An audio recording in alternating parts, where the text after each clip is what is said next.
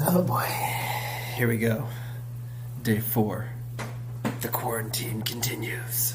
Not actually a quarantine, but let's get real for a second. You didn't think I would use this gigantic mug, did you? But things have become desperate. I have to be a little quiet. There's a baby sleeping nearby. I just want to say I really appreciate you guys liking, subscribing, following what we're doing day to day. I think it is a measure and testament of your character that we're still in this thing, even though we're not physically in this thing at the same time or place. Kind of the perfect human geography trial of might, if you will. Nevertheless, today we're going to examine culture. It should be pretty sweet. So the first thing to think about are cultural traits. And the question is, what the heck is a cultural trait?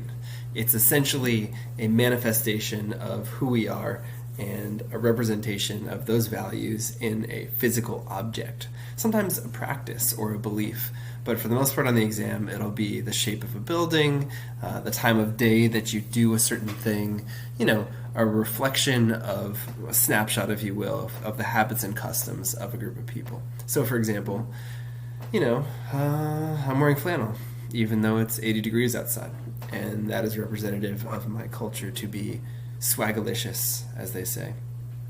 Also, in terms of the culture chapter, there's this question about what is a cultural landscape. It's the effect of that culture on the landscape itself. So if you see symbology or words or the shape of certain structures reflecting that local culture, it's our impact on the physical landscape itself. That's the name, cultural landscape, hence the name of your textbook. In the politics chapter, this kind of lends itself to discussing fragmentation and also shatter belts. So I don't know if you recall former Yugoslavia, which basically Balkanized.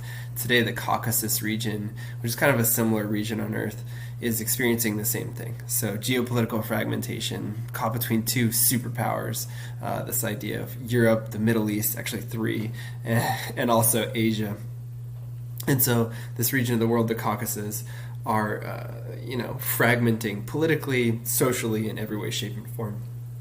So it's kind of this manifestation of a shatter belt, a region which is kind of crumbling at the seams because there's a lot going on, a lot of pressures. I just kind of gagged a little bit, Hope you guys are having a rad Thursday, and keep that funk alive. Mad respect for keeping it, as it is. Steady as she goes.